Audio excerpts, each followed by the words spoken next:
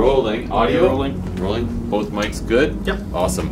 No Okay. chocolate stuck in my teeth. Oh yeah, good call. Okay, just because I know you had that.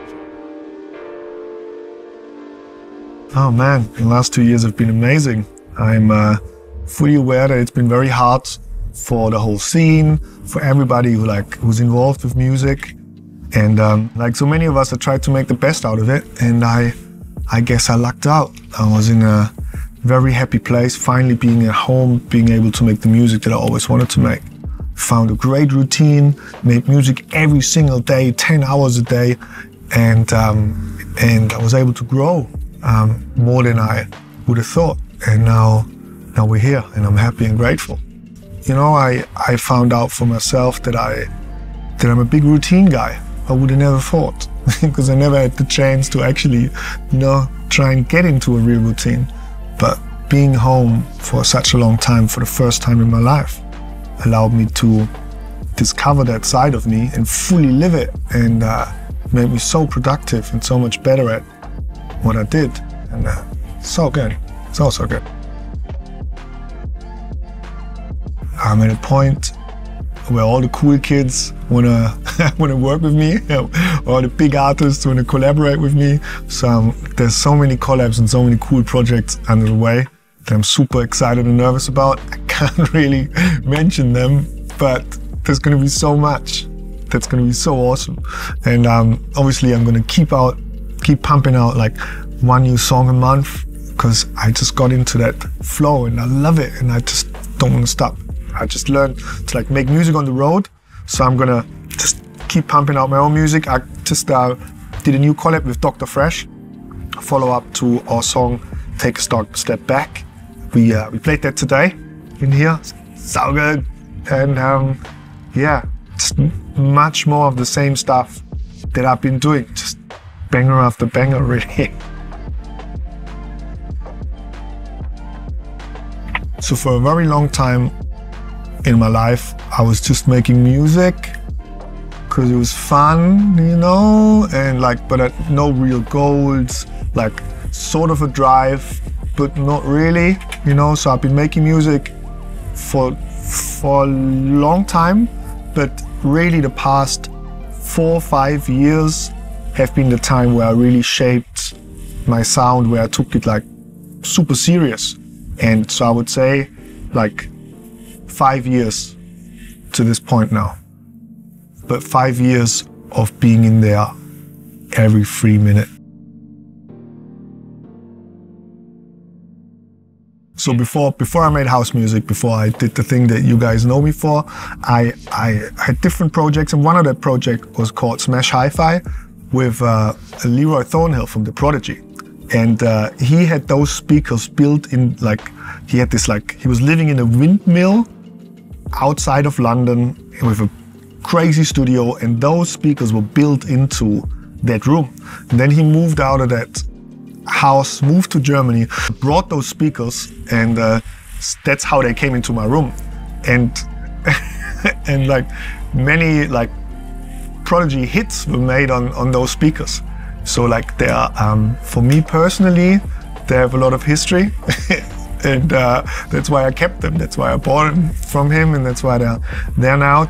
They're good to blast it every now and then, but it's very, you get very tired when you listen to them. I used to have NS10s. I never really used them, so I got rid of them. And now I have Neumann KH 310, but they're my daily driver. So most of it is made on them. And then I have a really old pair of Biodynamic 990, I think, headphones that I travel with now. They're falling apart, but I know the sound. So I use them on the road now. Probably not ideal, but I just know them. I learned that it's not so much about having the craziest equipment. It's more about knowing the things inside out that you do have. And earlier on, I guess I made the mistake of buying everything that I had money for, not knowing it too well, and then that actually held me back. So, and now I have a habit of not buying new stuff until I fully know what's going on with the older stuff. Sometimes even sell things, like the NFTS, you know, like I just didn't use them, get rid of them. So all the things in the studio have to be there for a reason now.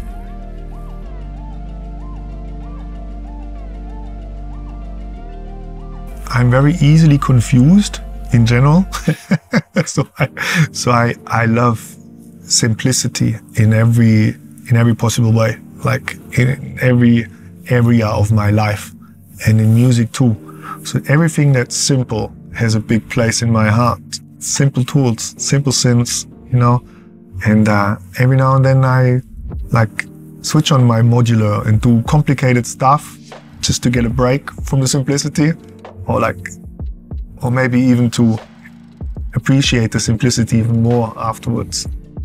So it's really just very simple tools, tools that everybody else is using. Really, there's no witchcraft.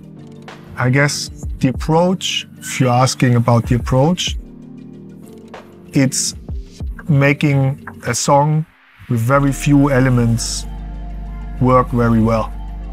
I spent more time on making a few little elements sound right and blowing them up than adding stuff on top. I guess that's my sound, yes. I'm certainly not the right person to like really speak on that, because I guess by now I'm famous for my half knowledge in that world.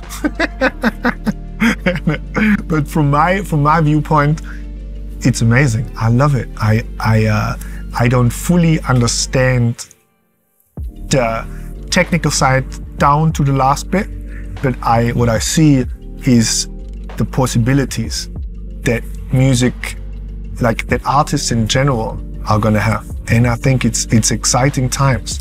It's gonna change a lot of things for a lot of people. When we launched the NFT, we were all so excited about it.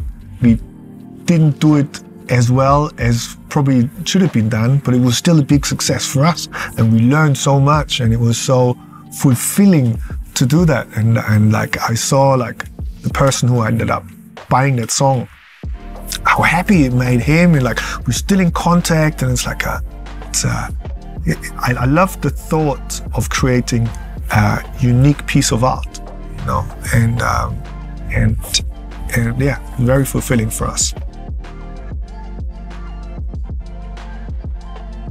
Thank you guys so much for everything. You know, like my life would be really, really boring if you guys wouldn't like listen to my music and like come to these shows. This is after a long time, my first real big US and Canada tour. And when we started, everybody told me, this is probably gonna be complicated, you know?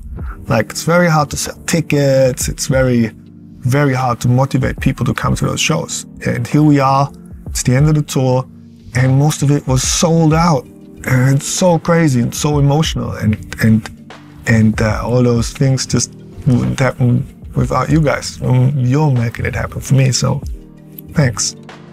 From the bottom of my heart, so happy. Thank you. Keep going, you know? I learned that frustration, the rejection, all of that is part of the game. It feels so hard, but in reality, it's part of it. It's baked into the process of making it. And if you're not getting to a point where it's frustrating, where you're getting rejected, where you're like willing to give up, where you're like questioning every single life choice you ever made. I was at that point today as well. Yeah, yes, in the hotel room trying to master music. Actually coming to this room today helped me to finish those 2 songs. You know, all of that is baked into the process. And if you get to those points of like willing to give up, all that, it means that you're on the right way. And it's actually a good sign. It feels bad, but it's a good sign. Yes.